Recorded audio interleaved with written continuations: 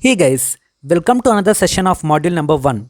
In this session, we are going to look at advantages and disadvantages of WordPress. So we'll go with advantages first. It doesn't require any programming language. I already explained you that basic HTML and CSS are quite enough to learn WordPress. And the second thing is, it boosts the creativity. So mostly WordPress allows drag and drop feature. So by using drag and drop, one can easily build a responsive, elegant, unique websites so that we can increase our creativity. And then blogging is built in and no worries of coding a blog page, because blogging is built in. There will be a separate blog page which will be pre-coded in a WordPress. So you can observe that in coming videos.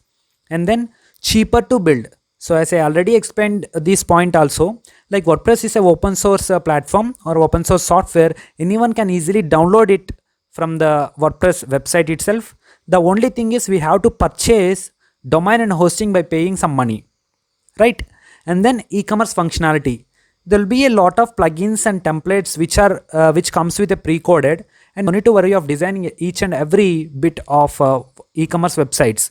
So WordPress allows e-commerce functionality so that we can easily download, or we can easily search for any e-commerce template and we can download and activate it.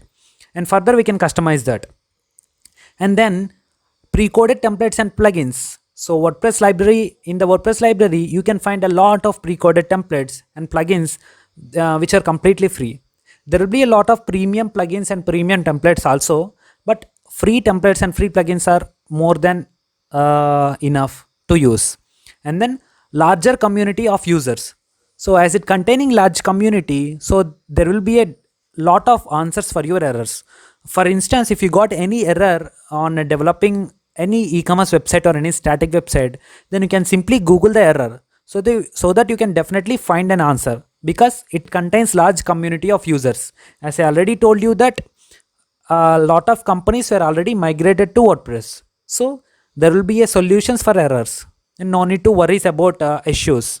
And then it enhances SERP rankings. There will be a plugins called Yoast SEO and Rank Math. These plugins will help us to boost our website, and these plugins will help us to rank in a top page of Google search engine. And to understand these SERP rankings, it will be better to learn a digital marketing. And then we'll see about disadvantages of WordPress. And coming to disadvantages, it needs to be updated regularly, as it contains a lot of plugins, and definitely you'll get a update for each and every plugin day by day or monthly or weekly, so that you have to analyze or you have to look after that plugin and you have to update that plugin regularly. So without updating, it leads to loss functionality. If you didn't updated any plugin, then there is a chance to lose the functionality of that plugin.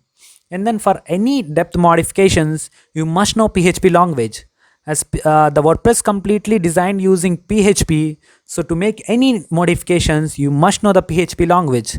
And I think you no need to learn any PHP language, but understanding the code is important. If you are willing to add any new functionality, then search for a plugin first. If you couldn't find any plugin related to your functionality, then Google it, and then definitely you'll get a code. Then copy that code and paste it in your website, then definitely you'll get your functionality.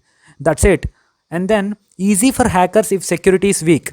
If security is weak means install a perfect SSL certificate to get perfect security. And then do not use cracked plugins or templates. Coming to website speed, I do not say that it comes under disadvantages. It is completely related to digital marketing content. So website speed is completely depends upon number of plugin installations and cache and number of pictures by heavy storage. We have to make sure that the pictures should be low in storage so that the web page might get some fast. So that's all about advantages and disadvantages of WordPress. We'll meet you on next session. Thank you.